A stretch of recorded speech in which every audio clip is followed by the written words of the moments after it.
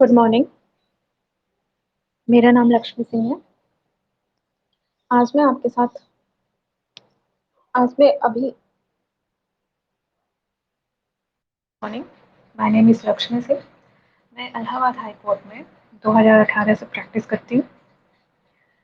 आज मैं आपको आईपीसी के सेक्शन 300 की डिस्कस होगा।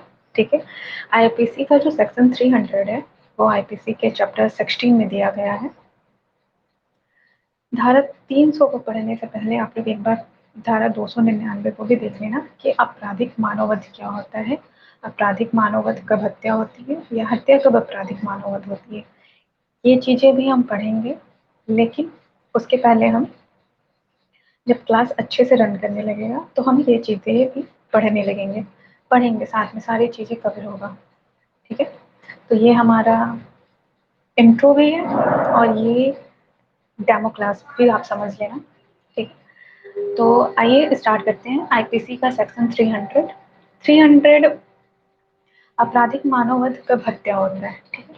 आपराधिक मानववध जो बताया गया है वो धारा 299 में बताया गया है। तो आपराधिक मानववध कब हत्या होता है, इसके लिए दो कंडीशन है। पहला ये है कि यदि प्रकरण धारा 300 के चारों खंडों में आता है, जो धारा 300 के खंड दिए हुए हैं उसमें आता है, आपका चारों खंडों में के अंतर्गत आता है, तो ये हत्या होगा। ठीक है। लेकिन एक कंडीशन है इसके साथ कि ये जो धारा 300 के चारों खंड आते हैं उसके तो वो तीनों खंड धारा 300 के पांचों अपवादों के अंतर्गत नहीं आना चाहिए। ठीक है। पांच अपवाद जो है धारा 300 में, उसको हम बाद में डिस्कस करेंगे। पहले आज हम पढ़ेंगे कि आपराधिक मानववध कब हत्या है। ठीक है। हत्या नहीं है, आज नहीं होगा, सिर्फ हत्या कब है ये होगा। तो चारों खंड के आना चाहिए, चारों क्लॉज जो दिया हुआ है उसमें आना चाहिए। और दूसरा शर्त ये है कि वो पांच अपवादों में नहीं आना चाहिए। ओके। तो धारा 300 ये कहता है कि एसीमन पश्चात अपवादित दशाओं को छोड़कर आपराधिक मानववध हत्या है यदि वो जहां कार्य कारित करने के आशय मीन्स इंटेंशन, जहां कार्य कारित करने के आशय से ये किया गया जाता है वहां यह कार्य सदैव हत्या के लिए आता है। ठीक है। तो धारा 300 का पहला खंड कहता है कि आपराधिक मानववध हत्या है जहां कार्य किसी आशय से किया गया हो, किसी इंटेंशन से किया गया हो। अब इसमें आप दृष्टांत 300 का दृष्टांत को देखिए। 300 का दृष्टांत बिल्कुल सिंपल है और बिल्कुल सही आपको 300 का पहला खंड क्लियर कर देगा कि ए बी पे गोली चला देता है, ए बी पे हत्या कारित करने के आशय से गोली चलाता है, वो हत्या है। ठीक है। वो हत्या है, ए बी पे गोली चला देता है, वो हत्या है। वो इंटेंशन शो करता है अपना कि सामने वाले पर्सन को मारना है, इस वजह से हम उसी पर गोली चला रहे हैं, वो हत्या है। ठीक है। यहाँ पे 300 में एक केस है जिसका नाम है आर वर्सेस वेनकालू। 1965 का ये केस है, आर वर्सेस वेनकालू। ठीक है। इस केस में ये फैक्ट होता है कि जो अभियुक्त है वो ए नामक अभियुक्त बी को, जो झोपड़ी में सो रहा था, उसके झोपड़ी में आग लगा दिया। और झोपड़ी में आग लगाने के साथ साथ उसने झोपड़ी का आगे से दरवाजा बंद कर दिया, जिसे वो बी नामक व्यक्ति जो झोपड़ी में सो रहा था वहां पे वो किसी से हेल्प ना ले सके। ठीक है। और ना वो बाहर आ सके, जिससे उसकी मृत्यु हो जाती है। तो सुप्रीम कोर्ट ने यहाँ पे ये कहा कि अभियुक्त द्वारा किया गया कार्य मृत्यु कारित करने के लिए था, मतलब उसका आशय था कि उसका मृत्यु कारित किया जाए, उसने इंटेंशन के साथ उसने कुंडी लगाया था। अतः अभियुक्त धारा 300 के पहले उपखंड के अंतर्गत आता है। अभियुक्त का कार्य 300 के पहले उपखंड के अंतर्गत आता है, अतः वह हत्या के लिए दोषी होगा। ठीक है। वो हत्या के लिए दोषी होगा।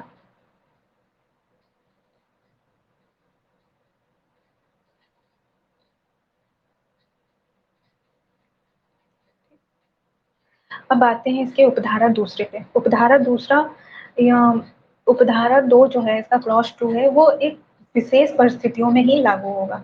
ठीक है। कभी आपने पढ़ा होगा या फिर आपने देखा होगा कि धारा 299 और धारा 300 में जब हम अंतर बताते हैं तो वहाँ पे धारा 300 के क्लॉज 2 का जिक्र नहीं करते, वहाँ पे मेंशन नहीं किया जाता है, क्योंकि धारा 300 का क्लॉज 2 विशेष परिस्थितियों में लागू होता है। ठीक है, तो इसलिए हम आंसर जब लिखते हैं तो वहाँ पे हम धारा 300 क्लॉज 2 को मेंशन नहीं करते हैं। तो धारा 200 सॉरी धारा 300 का क्लॉज 2 ये बोलता है कि आपराधिक मानव हत्याएं यदि शारीरिक क्षति कारित करने के आशय से हो तथा यदि मृत्यु कारित हो जाती है। हम जो शारीरिक क्षति कारित करते हैं, शारीरिक क्षति कारित करने के आशय से हो और हम उस पर प्रहार करते हैं और उस कार्य के परिणाम स्वरूप मृत्यु हो जाता है। ठीक है, और यहाँ पे ये है कि ये कोई बात मायने नहीं रहता कि अगर वो किसी शारीरिक स्वस्थ व्यक्ति की मृत्यु कारित करने के लिए उसका पर्याप्त नहीं था, मतलब एक घूसा मारा किसी को और वो मर गया, तो ये किसी स्वस्थ व्यक्ति के लिए पॉसिबल नहीं है कि एक घूसे में वो मर जाए।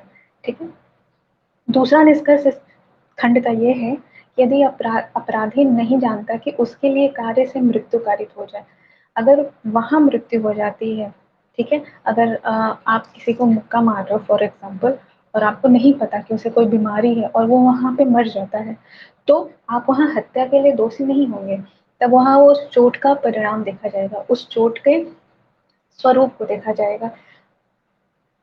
ठीक है, और उस चोट से अपराध के लिए दोषी होगा।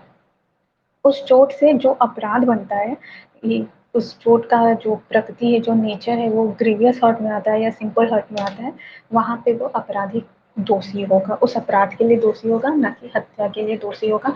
अगर ए को नहीं पता कि सामने वाला बी है वो किसी अपराध वो किसी बीमारी से ग्रसित है। यहाँ पे दृष्टांत भी देखिए 300 का। ए का तिल्ली बढ़ी है तथा बी को यह ज्ञान है, ठीक है, कि उसके तिल्ली बढ़ी है, यह जानते हुए भी नॉलेज के साथ उसने उसको घूसा मारा और उसकी मृत्यु हो गई। यहाँ ए हत्या के लिए दोषी होगा। अगर बी स्वस्थचित व्यक्ति होता, मीन्स हेल्दी पर्सन होता तथा घूसा मारता, तो उसकी मृत्यु कारित नहीं होता। ठीक है, तो उसकी मृत्यु वहां कारित नहीं होता घूसा मारने से। अभियुक्त का कार्य दूसरे खंड के अंतर्गत आएगा। जो घूसा मारा उसने जानते हुए कि उसकी तिल्ली बढ़ी हुई है फिर भी उसने घूसा मारा, उसका कार्य दूसरे खंड के अंतर्गत आएगा। अगर ए को नहीं पता कि बी की तिल्ली बढ़ी हुई है और वह बी को मार देता है तथा उसकी मृत्यु हो जाती है, तो वहां ए 300 के दूसरे खंड के अंतर्गत नहीं आएगा। यहाँ पर कार्य को देखा जाएगा कि अभियुक्त का मुक्का मारना किस प्रकार के अपराध में आएगा। ठीक है, यहाँ पर यह कार्य सामान्य उपहति के अंतर्गत आएगा तथा अभियुक्त को केवल आईपीसी की धारा 323 के अंतर्गत दोषी किया जाएगा, न कि हत्या के लिए दोषी किया जाएगा।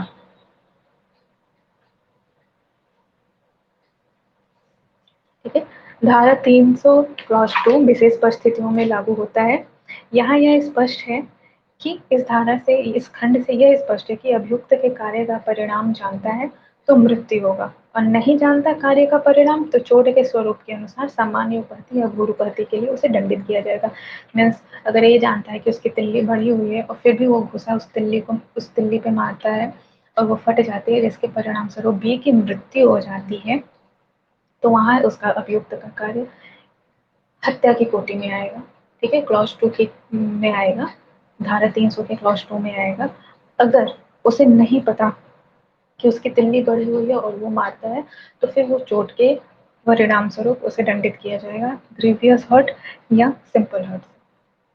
क्लॉज 3, यदि अभियुक्त व्यक्ति के द्वारा शारीरिक क्षति कारित किया है, यदि वह प्राकृतिक के मामूली अनुक्रम में है। ठीक है, अगर अभियुक्त व्यक्ति द्वारा शारीरिक क्षति कारित किया जा रहा है और वह प्रकृति के मामूली अनुक्रम में है, जिसके परिणाम स्वरूप उस व्यक्ति की मृत्यु कारित हो जाए, तो वह हत्या होगा। ठीक है, मामूली अनुक्रम में है तो वह हत्या हो जाएगा। दृष्टांत देखो आप यहाँ पहले, दृष्टांत सी देखिए धारा 300 का, कि ए व्यक्ति तलवार से प्रहार करता है तथा बी की मृत्यु कारित कर देता है। यहाँ भी हत्या का दोषी होगा, चाहे ए का इंटेंशन भले ही ना हो कि बी की मृत्यु हो जाए।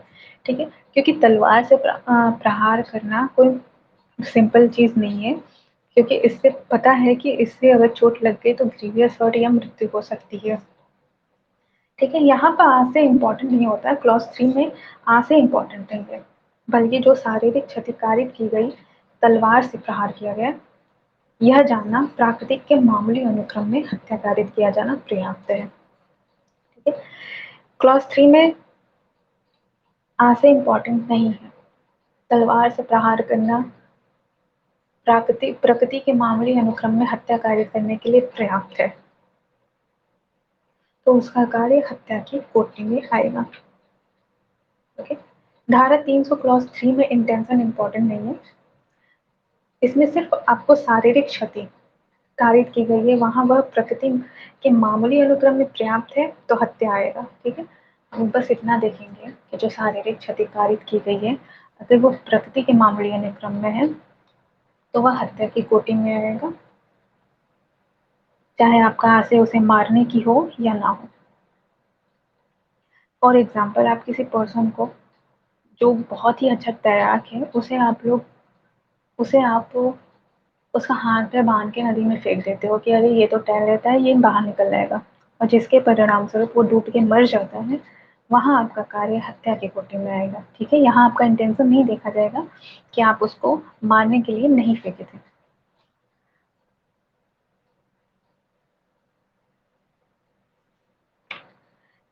क्लॉज 3 पे एक इम्पॉर्टेंट केस है, जो क्लास जब रन होगा तो मैं आपको ये केस और अच्छे से ये क्लॉज और ये सेक्शन सब बताऊंगा। प्रकृति के मामूली अनुक्रम में मृत्यु कारित करने के लिए उसका कार्य सेक्शन 303 के अंतर्गत आएगा तथा हत्या के अंतर्गत आएगा। समझे, मतलब उस मामूली अनुक्रम में है तो वो हत्या के अंतर्गत आएगा, क्लॉज 3 के अंतर्गत उसका कार्य होगा, ए का कार्य क्लॉज 3 के अंतर्गत होगा। खंड 4, जब अभियुक्त यह जानते हुए कार्य करता है कि उसका कार्य इतना आसन संकट है, उस कार्य के परिणाम स्वरूप मृत्यु कारित होगा, अति संभाव्य है। यहाँ यह आवश्यक नहीं है कि कार्य बिना किसी प्रतिहेतु के किया गया हो। ठीक है, यहाँ पे प्रतिहेतु मीन्स मोटिव इम्पोर्टेंट नहीं है। खंड 4 को लागू होने के लिए सबसे इम्पोर्टेंट जो टर्म्स है वो है प्रतिहेतु। कार्य को होने के लिए, खंड 4 लागू होने के लिए प्रतिहेतु के बिना कार्य किया गया हो। यदि कार्य के पीछे कोई कारण है, कोई कॉज है, तब अभियुक्त का कार्य हत्या न होकर आपराधिक मानववध होगा। ठीक है, कार्य के पीछे अगर कोई कारण है, एग्जाम्पल कि ए बिना किसी वजह से, बिना किसी प्रतिहेतु की वजह से भीड़ पर गोली चलाता है जिसमें बी की मृत्यु हो जाती है, तो यहाँ ए का कार्य हत्या होगा, न कि आपराधिक मानववध।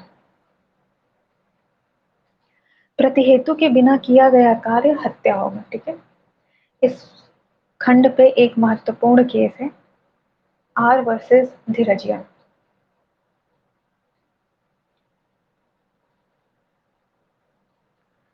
आर वर्सेस धीरजिया उसका ये केस है, जिसमें ये है कि एक महिला अपने पति से तंग होकर और अपने 6 महीने के बच्चे को गोद में लेकर भागती है। ठीक है, जब पति को पता चलता है कि महिला घर छोड़ के चली गई है, तो पति भी उसके पीछे पीछे उसके पीछे पीछे जाता है। महिला जब मुड़ के देखती है तो उसका पति आ रहा है, तो वो घबराहट में, सामने एक कुआं था, जाके किसी कुएं में कूद जाती है उस कुएं में वो, जिससे उस 6 महीने के बच्चे की मृत्यु हो जाती है, लेकिन महिला को बचा लिया जाता है।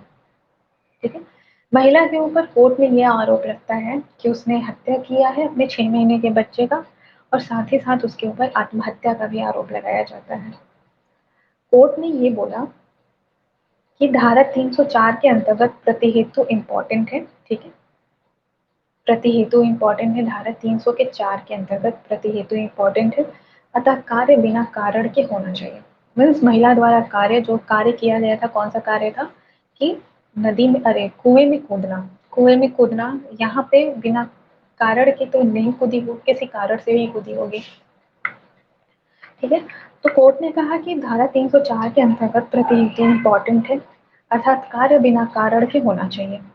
यहाँ पर महिला द्वारा किया गया कार्य पति को देखकर घबराहट की वजह से, जिस कारण वो बच्चे को लेकर कुएं में कूद जाती है, तो यहाँ महिला का कार्य प्रतिहेतु के अंतर्गत आएगा, और आपका प्रतिहेतु क्या बनता है कि पति के साथ न जाना या पति के टॉर्चर करने से बचना।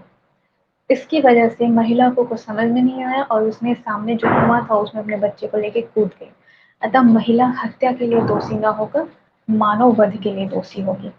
ठीक है, यहाँ महिला प्रतिहेतु के साथ कार्य करती है, इसलिए महिला हत्या के लिए दोषी न होकर मानव वध के लिए दोषी होगी। होप आपको ये धारा 300 और 300 के चारों खंड समझ में आए हैं, जिसमें पहला कहा गया है कि आशय के साथ कार्य किया जाना चाहिए, दूसरा कहा है शारीरिक क्षति कार्य करने के आशय से किया जाना चाहिए। जो शारीरिक क्षति का दूसरा खंड है, जो हत्या का दूसरा खंड है, वो विशेष परिस्थितियों में लागू होता है।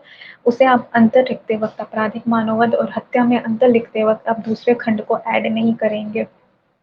अगर आप आंसर राइटिंग करते हैं तो ये आपको पता होना चाहिए कि आपको दूसरा खंड ऐड नहीं करना है। तीसरा है कि प्राकृति के मामूली अनुक्रम में मृत्यु कारित करने के लिए पर्याप्त हो। ठीक है, कि आप प्रकृति के मामूली अनुक्रम में मृत्यु कारित आप कर सको, उतना पर्याप्त हो। और चौथा है कि कार्य इतना आसन संकट था कि जिससे मृत्यु कारित होना मतलब प्रतिहेतु के बिना कार्य किया गया था, लेकिन वो बहुत आसन संकट था जिससे मृत्यु कारित हो ही जाए। ठीक है,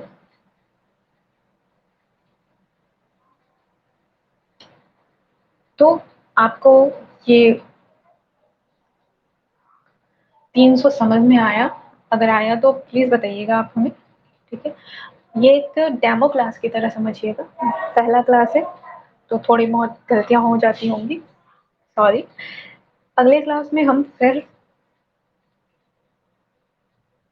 खुद में सुधार करेंगे और आपको अच्छे से समझाने की कोशिश भी करेंगे। ठीक है, और जब क्लास रन होगा तो हम टॉपिक वाइज और चैप्टर वाइज भी पढ़ते रहेंगे। Thank you.